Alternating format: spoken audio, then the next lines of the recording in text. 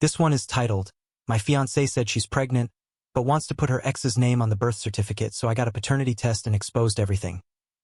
Hit that subscribe button, and honestly this story right here had me staring at my screen with my mouth open, because we've got a guy just 2 weeks out from his wedding, everything going well, life feeling steady and solid, and then his fiancée sends him a text that changes everything, and I mean everything, not because she said something cruel or started a fight, but because she accidentally revealed something about herself in a way that was so unbelievably careless it almost didn't feel real.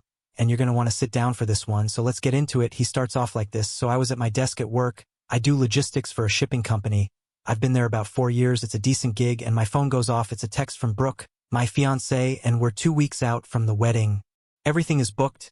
The venue, the photographer, the catering, the DJ. We're at least 15 grand deep into this thing.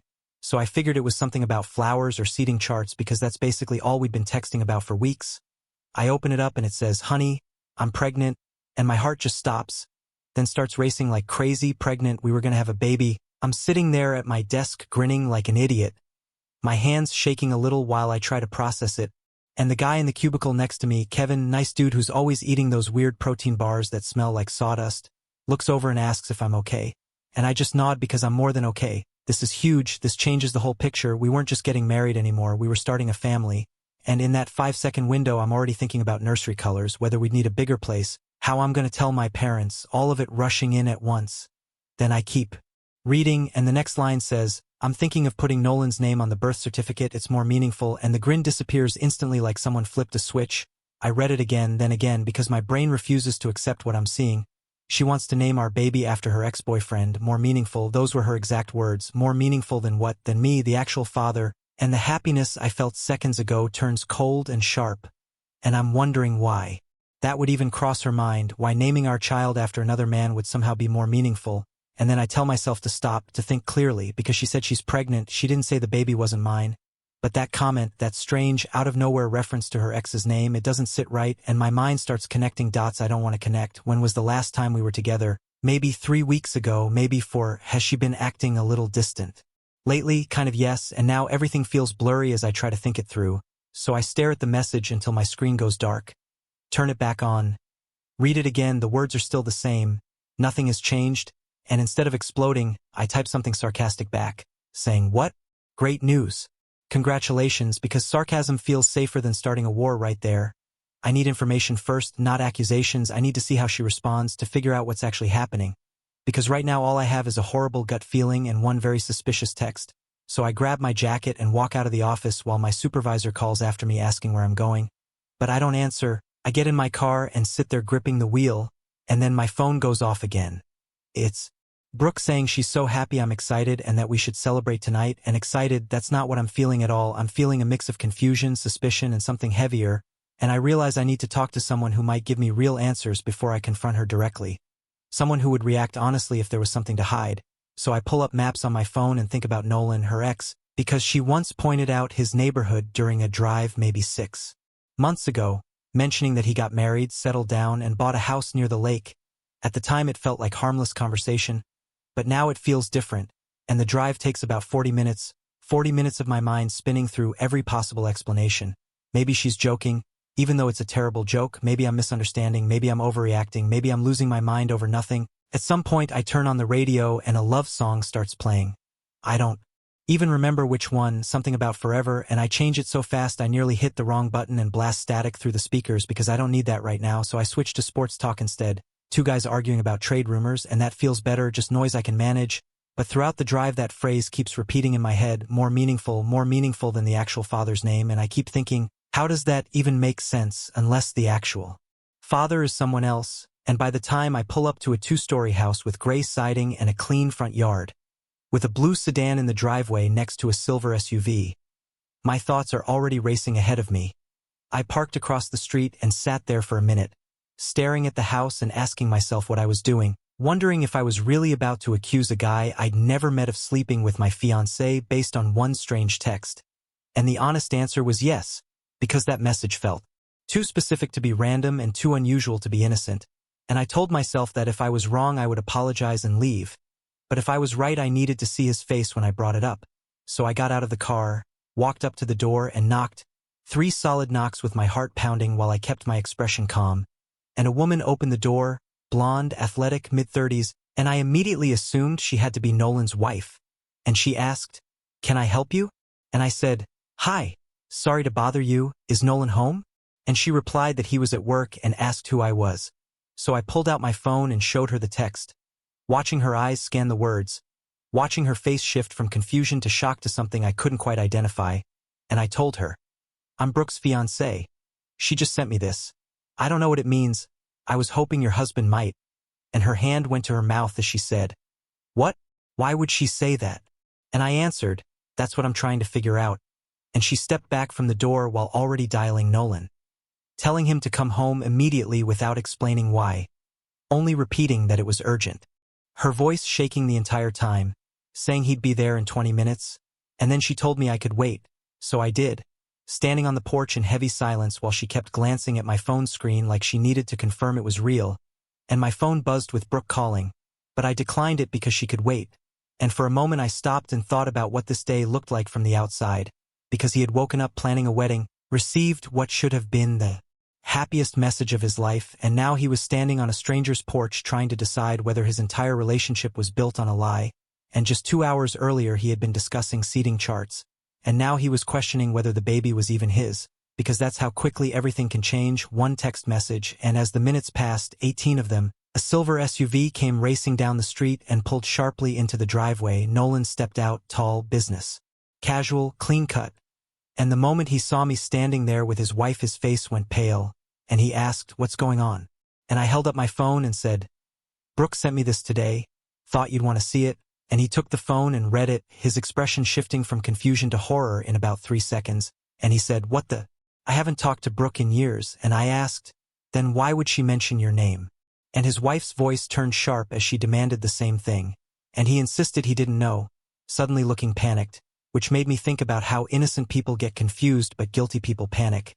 And I took the phone back and told him she was pregnant and that she wanted to put his name on the birth certificate because it was more meaningful, asking him directly if that meant nothing to him, and his voice rose as he said he was married and hadn't been anywhere near her, while his wife's eyes filled with tears, and she asked him again why Brooke would say this, and he repeated that maybe she was lying or trying to start something, and I watched him carefully, seeing the defensiveness, trying to decide whether it was genuine or just a cover, because it was hard to tell. But either way I had done what I came for, planted the seed and created some chaos, which meant I would have more to work with when I finally spoke to Brooke, so I said I would go talk to her, and Nolan grabbed my arm asking what I was going to tell her, and I replied that I would tell her the truth, that I had come here, that he had denied everything, and that I wanted answers, and he let go, running his hand through his hair and insisting it was crazy and that he hadn't done anything, and I simply said we would see, then walked back to my car while hearing them begin to argue behind me, her voice rising and his denials growing louder, and I sat inside for a moment as my phone kept blowing up, with Brooke texting again and again asking where I was and why I wasn't answering and begging me to call her. But I didn't respond. I started the engine and drove to her apartment, and when I arrived the door flew open before I even finished knocking because she had clearly been waiting right there. Her eyes red and puffy, her hair messy, wearing one of my old hoodies, the gray one I had left months ago, and that small detail made my chest tighten unexpectedly. And she said, "Oh, thank God. I've been calling you for an hour, where have you been?" And I walked past her without answering and sat on the couch where there was a half-eaten bowl of cereal on the coffee table and her laptop open to a wedding planning website. The irony almost making me laugh, and I looked at her and said, "Tell me about the text," and she replied that she knew it sounded strange and that she wasn't thinking clearly when she wrote it, and I repeated wasn't thinking clearly because she had written 2 complete sentences with punctuation, specifically saying that putting her ex's name on our baby's birth certificate would be more meaningful, which takes thought, Brooke, and she began scrambling, overwhelmed, explaining that pregnancy hormones had brought up old feelings about people who had been important in her life, and I asked if they were important enough to name our kid after. She stumbled and said, "No, that's not what I meant." I asked her, "Then what did you mean?" "Small words so I can understand." She tried to explain, saying she just thought maybe it could be used as a middle name to honor a relationship that had been important to her at one point, that Nolan had been a big part of her life. I immediately held my hand up and said, "Stop.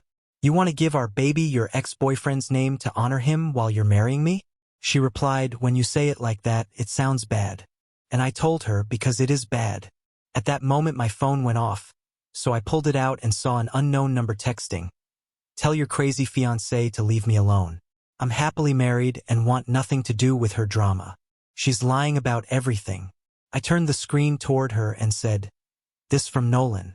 Her face went completely white and she asked, "Why is he texting you?" I told her I went to his house.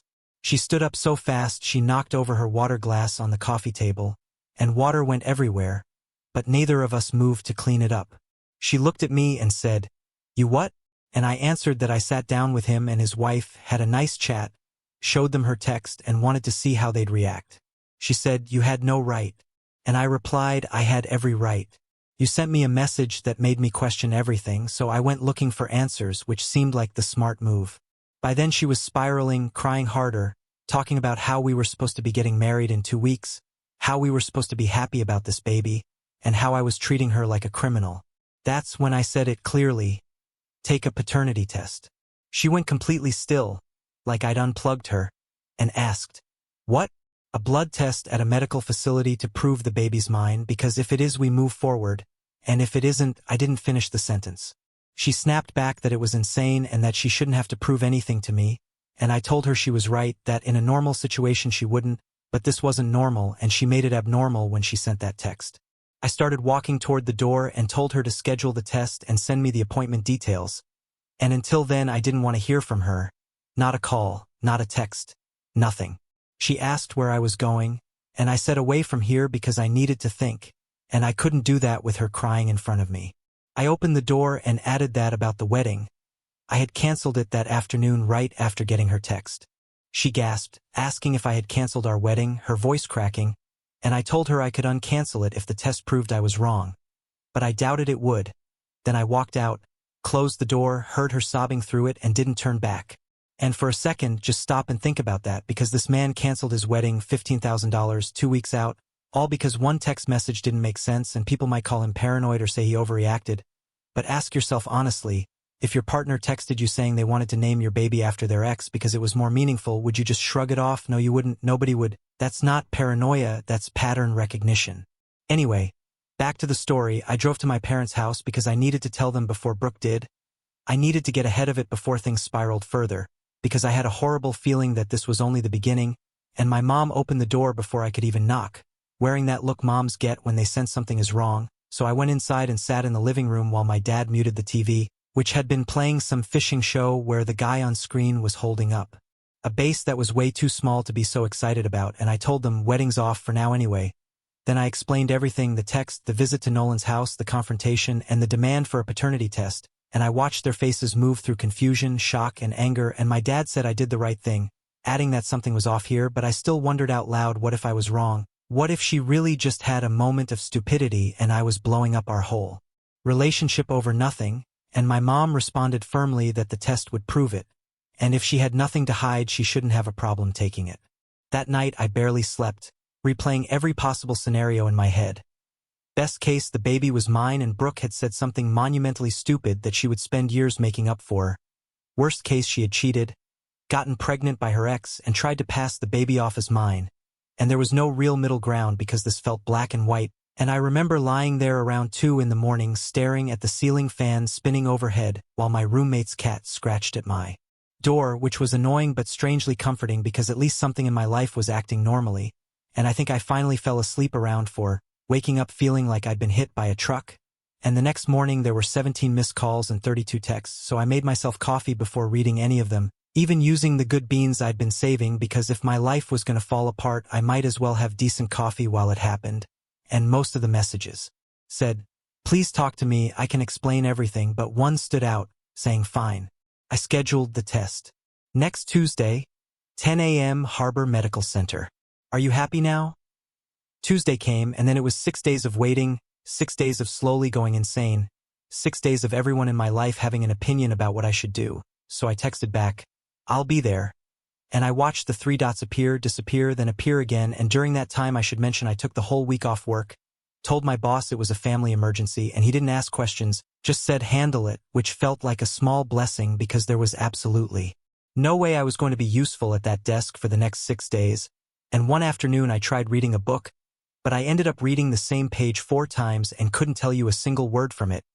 And then Wednesday afternoon an unknown number called and I almost didn't answer. But I did, and a tight, controlled voice said, "Hello, this is Megan, Nolan's wife. We need to talk." And she asked me to confirm that the text was real, and I offered to forward screenshots and she believed me, and then she told me Nolan had been acting strange since I showed up at their house, defensive, angry, snapping at her over nothing, and this part made my stomach drop because he suddenly wouldn't let her see his phone anymore, which was new, very new, because before this week they had an open phone policy, but now his phone was password protected and he carried it everywhere, even to the bathroom, and the truth is people don't suddenly lock down their phones unless they're hiding something. That's just a fact of life. You don't wake up one morning and decide your wife of 6 years can't see your screen unless there's something on that screen you don't want her seeing. And she asked, "Is Brooke taking the test?" And I said, "Tuesday," and she asked if I would tell her the results because she deserved to know if her husband had been lying to her. And I promised her I would, and I meant it, and then Thursday Brooke's mother called and she came in swinging, asking how I could cancel the wedding and if I had any idea how humiliating this was for their family. And I told her with all respect that her daughter was the one who made this humiliating, that she had made a mistake, just one silly comment, and I was told it wasn't silly, it was specific and concerning, and she accused me of being paranoid and cruel and insisted that the baby was mine, and that Brooke loved me, so I hung up before I said something I couldn't take back. And over the next few days I received calls from Brooke's dad, her sister, her best friend, every single one telling me I was overreacting and defending her, and not one of them, not a single one, could explain why she had said what she said in the first place. They just kept repeating that she was emotional and that pregnancy hormones explained it, as if hormones explain wanting to put your ex-boyfriend's name on a birth certificate. And then Friday night Brooke texted asking if we could please talk face to face because she missed me, and I stared at that message for a long time sitting on my bed, because part of me wanted to see her and wanted to believe this was all a misunderstanding. But the smarter part of me, the part that read that text and felt his whole world crack, knew better, so I replied that it would be after the test, not before, and she asked if I really didn't trust her at all, and I asked myself should I, and there was no response, and on Saturday Nolan left a voicemail, his voice tight and angry, saying his wife was filing for divorce because of my accusation, that 6 years of marriage were falling apart, and that if the test showed he wasn't the father he would sue me for defamation, and I saved the voicemail because I might need it, and Sunday felt like the longest day of my life, so I cleaned my apartment twice just to have something to do with my hands. And I organized my closet by color, which is something I've literally never done before and will probably never do again. And that night Brooke texted one last time saying she was scared, and I almost didn't respond, but something made me type back that I was scared too. And she asked what if this ruined us, and I told her it already had and that the test would just confirm what was true, and she said she loved me, and I didn't answer because honestly I didn't know how I felt anymore, because love needs trust, and trust was in very short supply. And I want you to picture this week, Sunday through Saturday, waiting and not knowing, with every single person telling him he was wrong, her family attacking him, her friends attacking him, and he's just sitting there thinking, I know what I read, I know what my gut is telling me, and that takes a different kind of strength, not anger, discipline, because the easy thing would have been to believe her, but the hard thing was standing in the fire and waiting for proof. And now back to it.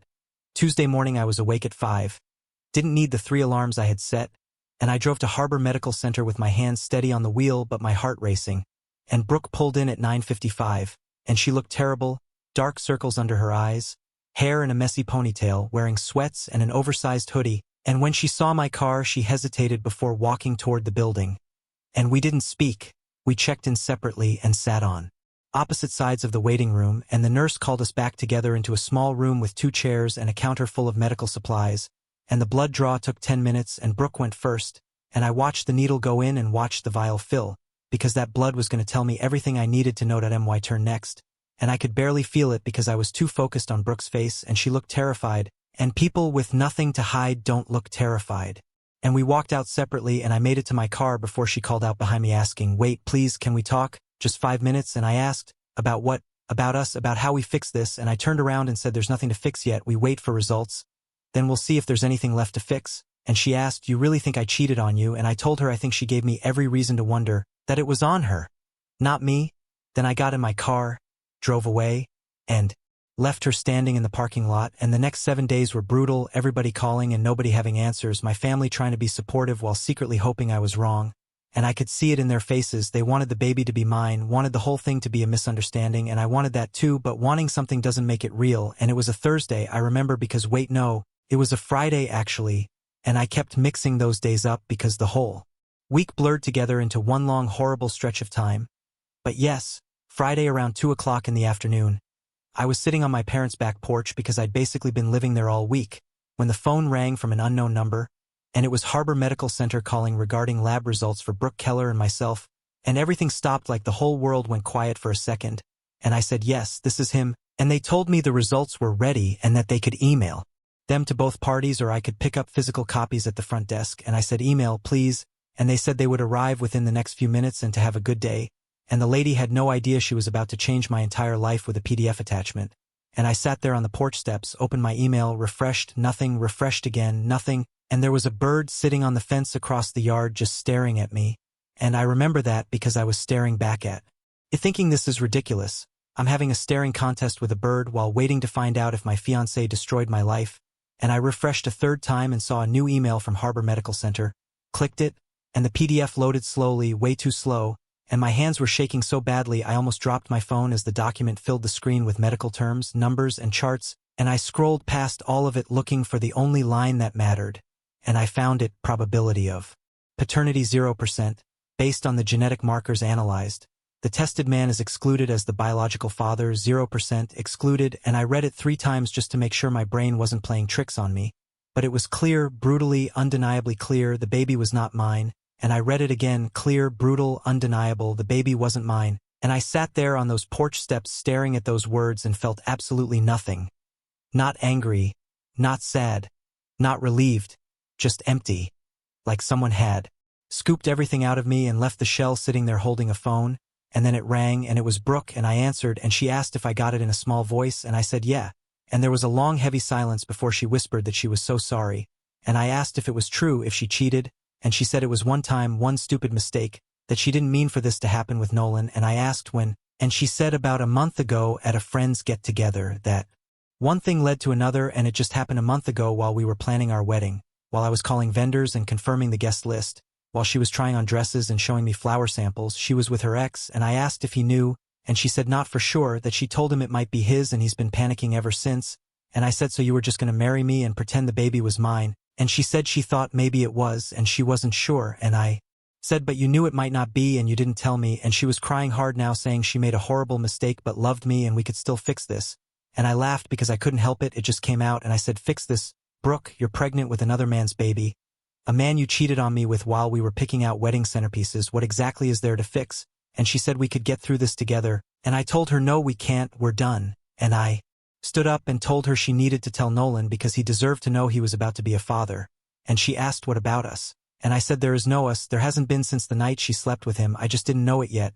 Then I hung up, blocked her number, and forwarded the test results to Megan with one line saying she was right to file for divorce, and she responded in seconds thanking me and saying she was sorry I had to go through this, and I just kept thinking, hold on, hold on, hold on, because it just happened, that's what she said. It just happened, like it was an accident, like she tripped and fell into her ex-boyfriend. But no, you made a choice. You made a series of choices. You chose to stay, you chose to go further, you chose to hide it, you chose to send that text and hope nobody would connect the dots. And the only reason any of this came out is because she was stupid enough to mention his name in the same message where she announced the pregnancy. And she told on herself, and that's not an accident, that's karma. And okay, back to it, I called my parents and told them everything. Mom cried.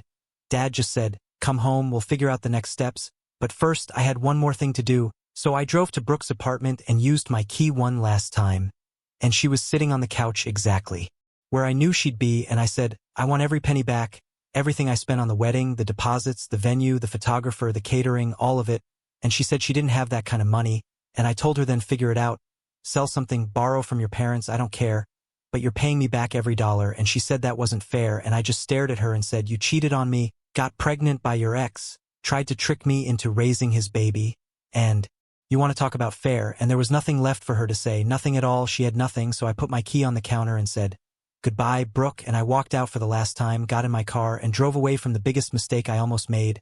And on Saturday morning I sent a group text to both families, Brooke's parents, her sister, my parents, my brother, and I wrote, family meeting, my parents' house, 2 p.m. today, everyone needs to be there, and Brooke's mom called immediately asking what this was about, and I told her she'd find out at 2, and I got there early, set up the dining room table, moved Mom's centerpiece to the side, and she gave me a look but didn't say anything, and I printed copies of the test results, 5 copies, 1 for each party, and when people started showing up the confusion was thick, you could feel it in the room, and my brother pulled me aside in the kitchen asking what was going on, and I told him to sit down and wait, and Brooke arrived last, looking like she hadn't slept in a week, which honestly she probably hadn't, and her parents flanked her on either side like bodyguards, and her sister stayed near the door like she wasn't sure she wanted to be there, which was probably smart instinct, and everybody sat down, and the dining room felt smaller than usual with that many people crowded around the table, and Dad had made coffee but nobody touched it. They just sat there with their hands in their laps waiting.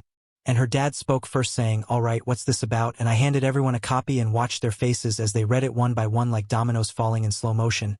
And I said, 0% probability of paternity, the baby's not mine. And if you want to know whose it is, Brooke's mother went pale, saying this can't be right, and I told her it's right. Brooke cheated on me with Nolan about a month ago, got pregnant, tried to hide it, and that text about naming the baby after him was her guilt talking, and her dad turned to her and asked if it was true. And she nodded while tears rolled down her face, and her mom's voice cracked as she said, "You cheated while planning your wedding?" And Brooke said it was a mistake, and I replied that it was a mistake that cost me $15,000 in wedding expenses, which she was going to pay back every penny. And her mom said they didn't have that kind of money, and her dad said then sell her car, take out a loan, figure it out, and my mom touched my arm softly and said, "Honey, maybe we should." But I said she made her choice, she deals with the consequences, and Brooke's sister said I was being cruel, and I told her I was being fair, that she tried to trap me into raising another man's child, and cruel would be pressing charges, which shut everybody up, and then I asked if Nolan knew, and her father said quietly that he did now because I sent him the results this morning and his wife already filed for divorce, and Brooke sobbed louder while her mom hugged her, but even she looked disgusted, and her dad said they should go, and I said, "Good, you should feel humiliated because their daughter destroyed 2 relationships and brought a child into this mess because she couldn't keep her commitment, and they left fast, and my family stayed, and my dad asked if I was okay, and I said better than okay. I dodged a bullet, and I sat down heavy in my chair thinking, can you imagine if I'd married her? Found this out a year from now, 2 years, and Mom squeezed my shoulder and said I did the right thing, all of it. And then my phone buzzed with a text from Megan saying Nolan was freaking out and his lawyer said he'd have to pay child support and his whole life was falling apart. And I replied that we both deserved better, and word spread fast after that. Friends took sides, most took mine. Brooke's people tried defending her at first, but the facts were too ugly. She cheated, she lied, she tried to pass off another man's baby as mine. There's no spin you can put on that, and by Monday she deleted all her social media because she couldn't handle the fallout, and her best friend, a girl named Jess who I'd always gotten along with, actually texted me to say she was sorry, and that she had no idea and that Brooke had been lying to everybody, not just me, and that one hit different because Jess seemed genuinely upset, like she'd lost something too, and then Tuesday came with a check from her parents for $8,000 with a note saying it was all they could manage right now and the rest would come in payments, and I deposited it and sent them a payment plan typed up like a business document, no emotion, just numbers and dates and a signature line. That felt strange, honestly, sending a payment plan to people who had almost become my in-laws, but at that point weird had become the theme of my life, so I just accepted it and moved on. And on Wednesday I went to a clinic and got myself tested too because the last thing I needed was a parting gift from Brooke's betrayal, and the results came back clean, which felt like a small mercy, and about a month later I heard through mutual friends that Brooke and Nolan were trying to figure out some kind of arrangement for the baby, because neither of them wanted a relationship with the other, but they were stuck with an 18-year connection now whether they liked it or not. And at the same time Megan took Nolan for everything in the divorce, the house, the savings, basically his whole life, and honestly she deserved it because 6 years of marriage were destroyed when he couldn't keep his hands to himself, and Brooke's own family stopped talking to her for a while too embarrassed to deal with the fallout in their social circle.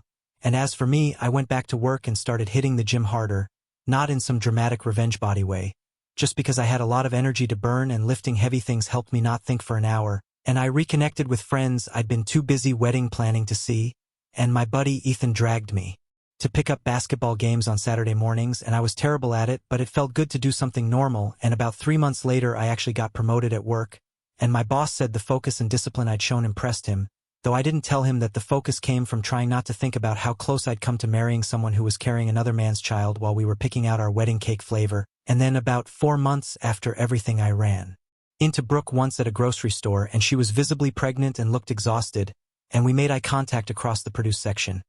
She was standing near the avocados while I was grabbing apples, and for a second the entire store felt frozen, and she opened her mouth like she wanted to say something, but I just kept walking, pushed my cart straight past her, and didn't look back because there was nothing left to say, and the woman standing there in front of the avocados wasn't the person I thought I was going to marry.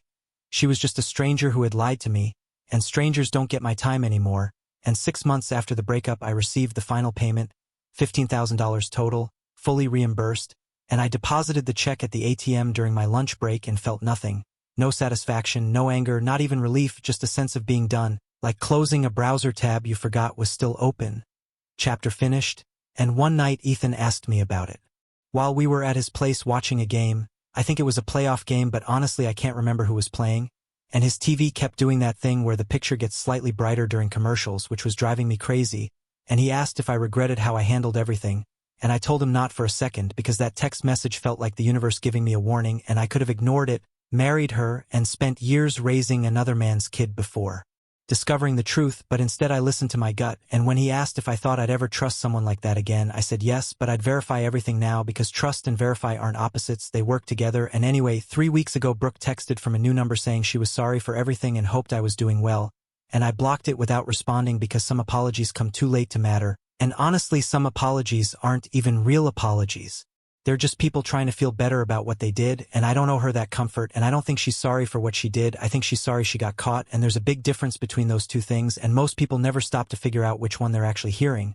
But I did. It took me a while, but I figured it out, and last week I deleted the last photo of us from my cloud storage, removed her contact information, and cleared out every digital trace of the relationship, which only took about 20 minutes, for years of my life reduced to the time it takes to watch a sitcom episode. And that's what happens when someone lies to you. Everything shrinks. All those memories you thought mattered start to deflate once you realize half of them were built on something that wasn't real. And people ask if I'm bitter, but I'm not. I mean that I'm grateful for that stupid text message. Grateful I found out before the wedding. Grateful I had the backbone to walk away when every instinct, every memory, every late-night conversation was telling me to believe her. She made her choice, I made mine. She's living with the consequences of what she did, and I'm living free, and I've started dating again recently. Nothing serious, no rush, but it feels good to be open to it without feeling like the floor might drop out from under me. And will I ever trust someone exactly the same way again? I don't know, probably not in the same way, but I'll trust smarter with my eyes open, and honestly that isn't a bad thing, that's just growing up, and I'm okay with that. Alright everyone, that's the story. And honestly, this one really stayed with me. What stands out isn't even the cheating itself. People cheat. It's terrible, but it happens. What really hits me is the boldness of that text message. She announced she was pregnant and brought up her ex's name in the same breath. That kind of thing doesn't just slip out by accident. Either she was carrying so much guilt she couldn't hold it in anymore, or she was so comfortable with the lie that she got careless. Either way, that message ended up saving this man's life. He trusted his instincts when everyone around him told him he was wrong. His fiancée, her parents, her friends, all of them insisted he was paranoid, that he was overreacting, that he was being unfair and cruel.